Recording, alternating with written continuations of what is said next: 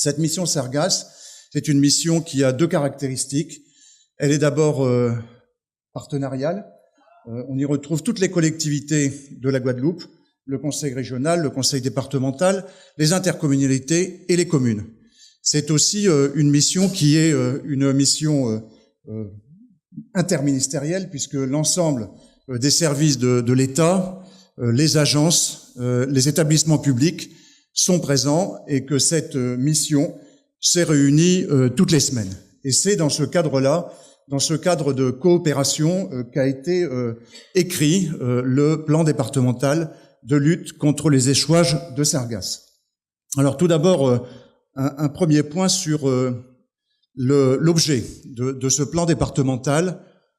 On a trois objectifs principaux. D'ailleurs, le premier, c'est de mieux préparer les échouages et gérer plus efficacement les enlèvements, puisqu'on sait, et vous le savez tous, qu'on est aujourd'hui dans la gestion durable de la crise et que nous devons anticiper les échouages à venir. Le deuxième élément, c'est placer tous les acteurs au même niveau d'information pour faire en sorte que nous puissions partager les expériences, partager nos compétences et les mutualiser. Et puis, le troisième objectif principal, c'est d'assurer l'information la plus large possible de la population et des médias, parce qu'on sait très bien que les personnes qui sont les plus impactées par les échouages, c'est bien entendu la population, et que les médias jouent un rôle important en la matière, puisqu'elles sont également des relais d'opinion. Donc, sur la structure du plan, donc on a des données générales sur les sargasses. On a également un retour sur les modalités d'alerte et de déclenchement du plan d'urgence. On a une rubrique qui concerne l'organisation des moyens, la gouvernance et puis bien entendu des annexes qui sont mis à disposition des collectivités et de tous les acteurs. Non, c'est pas décidément. Voilà, donc sur la partie alerte et déclenchement du plan d'urgence, on a donc une identification de l'ensemble des moyens de reconnaissance. Donc ces moyens de reconnaissance, on les a évoqués ce matin. Ce sont bien entendu les moyens de reconnaissance qui sont mis à disposition par la zone de défense. On a tout ce qui est reconnaissance satellitaire, et puis on a aussi la possibilité de faire appel à des moyens locaux, des reconnaissances aériennes, et puis des reconnaissances qui utilisent parfois des techniques très modernes, en particulier le drone. On a également le réseau de surveillance sanitaire. Je reviens pas dessus, on l'a évoqué ce matin. Vous savez qu'on a en Guadeloupe, comme c'est le cas actuellement en Martinique, on a un réseau de capteurs fixes, 24 capteurs qui permettent d'avoir des données en permanence sur le domaine sanitaire. On a également dans ce plan la définition des modalités de déclenchement du plan avec une intervention, une définition du rôle de tous les acteurs et puis autre point, une mise en place graduelle du dispositif, puisque, vous le savez, les échouages de sargasses ne sont pas du même volume et que, en fonction de ces volumes, on définit les échelons pertinents d'intervention. La commune, quand nous sommes dans des échouages relativement faibles, l'intercommunalité lorsqu'il faut intervenir et mutualiser les moyens, et puis lorsqu'on est face à des échouages importants, les moyens qui sont les moyens des collectivités majeures, le conseil départemental, le conseil régional et l'État, bien entendu, qui vient en soutien de l'ensemble du dispositif. Sur l'organisation des moyens, je reviens pas sur ce qu'est la mission Sargasses et la manière dont elle travaille. Ce que je voudrais dire en retour d'expérience, c'est que on est vraiment dans un travail collaboratif, un travail où tous les acteurs sont extrêmement mobilisés et tous les sujets qui sont abordés à l'occasion de ces réunions hebdomadaires obtiennent des réponses dans des délais très courts. L'idée, c'est de pouvoir donner aux collectivités, les communes et intercommunalités une réponse sur tous les sujets entrants. Et les sujets entrants, c'est les volumes d'échouage, c'est les niveaux d'enlèvement, ce sont également les techniques et les moyens disponibles. Et quand on parle de techniques, on a évoqué tout à l'heure des techniques nouvelles, techniques d'aspiration avec des volumes importants d'aspiration, des dispositifs qui permettent d'aller chercher également les sargasses en rive. C'est en particulier un projet qui a été présenté à l'occasion du déplacement du président de la République en Guadeloupe Guadeloupe, qui est un système qui permet de ramasser les sargasses avec un tapis qui permet d'enlever de gros volumes.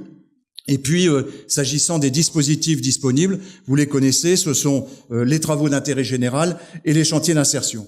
Et puis, ce plan, il définit ce que sont les principes d'intervention en fonction des degrés de crise auxquels nous sommes confrontés. La gouvernance, bien entendu, on retrouve le préfet, puisqu'on est dans une situation de gestion de crise. On a les collectivités, toutes les collectivités sont impliquées, associées, les agences, services et établissements publics de l'État, c'est ce que j'évoquais tout à l'heure. Et puis, on a un partenaire qui est très actif en Guadeloupe, qui est le SIPS, le syndicat intercommunal pour la mise en valeur des plages et des sites touristiques. Et ce syndicat a mis à disposition un chargé de mission, et ce chargé de mission intervient en complément de la mission d'appui de sécurité civile, puisque nous avons un agent en permanence dans le département qui vient au contact des communes, leur donner des conseils, à la fois sur les dispositions à prendre en matière d'enlèvement et les meilleures techniques disponibles. Et puis, autre acteur important, on l'a vu tout à l'heure, c'est Guader, qui contribue au déploiement des 24 capteurs fixes. Dans les annexes du plan, j'en parle parce qu'elles ne sont pas neutres, on a un protocole de mobilisation et de solidarité. Ce protocole, il avait été conclu à l'occasion des derniers grands échouages de sargasses, et ce protocole, il a le mérite de définir ce que sont les compétences et ce que sont les engagements des différentes collectivités et de l'État. Donc, on l'a bien entendu fait figurer dans le plan départemental parce que c'est un document qui fait référence et on a besoin de savoir à un moment donné qui est responsable de quoi et qui doit s'engager. On a également dans les annexes du plan la localisation des sites d'échouage. C'est pas neutre parce que on sait que les sites d'épandage, ça n'est pas neutre parce qu'on sait que les questions d'enlèvement et les questions d'épandage sont intimement liées et qu'on ne peut pas avoir une chaîne efficace si on ne traite pas l'enlèvement et l'épandage. Et donc, on a, dans les annexes du plan, fait figurer les 20 sites qui sont identifiés en Guadeloupe pour permettre l'épandage des sargasses. Ça veut dire que dans chaque communauté de communes ou communauté d'agglos de la Guadeloupe, il y a au minimum un site d'épandage. Alors je dis pas qu'ils ne sont pas aujourd'hui saturés pour certains en raison des gros volumes d'échouage, mais en tout cas, nous avons souhaité porter à la connaissance des différents acteurs ces sites pour qu'ils soient parfaitement informés des dispositions qui peuvent être prises en la matière. On a également joint un exemple de plan de gestion locale. On a évoqué tout à l'heure la situation très particulière de Capesterre de Marie-Galante, qui a, je crois, enregistré les plus forts volumes d'échouage depuis le début du mois d'avril.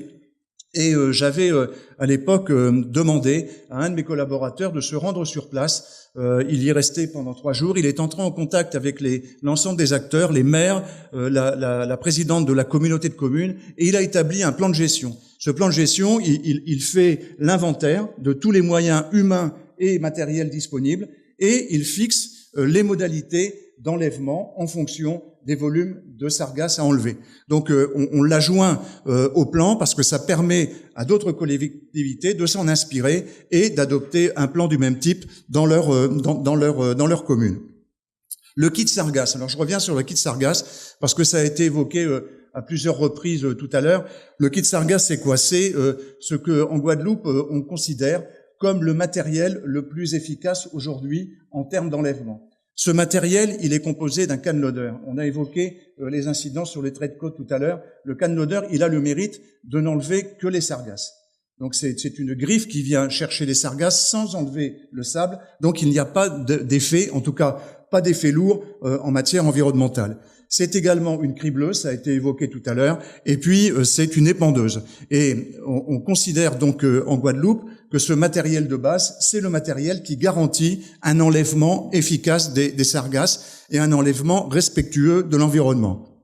Et puis, on a donné également en annexe donc des recommandations pour le ramassage, parce qu'on sait très bien que les opérations de ramassage doivent être encadrées du point de vue sanitaire, et toutes ces informations ont été fournies également dans les annexes du plan. La feuille de route, pour nous, elle est très simple. Il faut s'assurer maintenant que le plan départemental va être décliné dans les plans communaux de sauvegarde. 2 communes de la Guadeloupe ont déjà signé une convention avec l'État en la matière. C'est la commune de Goyave et c'est la commune de la Désirade. Mais bien entendu, on souhaite que l'ensemble des communes aient un volet sargasse dans leur PCS.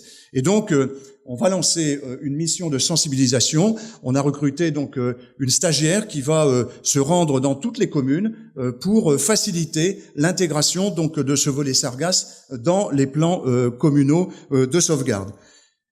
On va s'appuyer en la matière sur des fiches qui ont été établies par le CEDRE. Le CEDRE s'est rendu à la demande de la mission sargasse dans toutes les communes du département pour identifier le site, donner les coordonnées, identifier les ressources disponibles sur place, ressources matérielles, ressources humaines, et donner également le matériel qui semble le mieux adapté pour procéder aux opérations d'enlèvement de sargasses. Et je crois que c'est un outil qui aide beaucoup les maires et les présidents d'intercommunalités dans les choix qu'ils ont à faire en matière d'acquisition ou en matière d'enlèvement.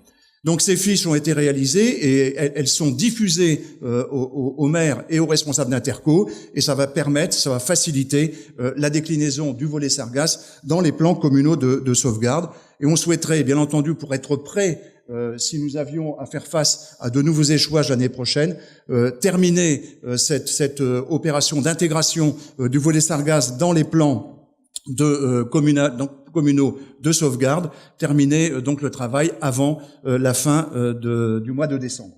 Voilà ce que je voulais vous dire. En tout cas, l'expérience que j'ai de la conduite de la mission et également du travail qui est fait pour promouvoir ce plan départemental et son intégration dans les plans communaux de sauvegarde. Je crois que là, on a un travail collectif à faire, qu'on souhaite le mener dans la concertation la plus totale, en étant bien entendu à l'écoute de l'ensemble des acteurs, de tous ceux qui ont des compétences, soit en matière d'enlèvement, soit dans le domaine technique. Et toutes les énergies sont nécessaires pour faire face à ces situations délicates auxquelles nous sommes confrontés. Merci de votre attention.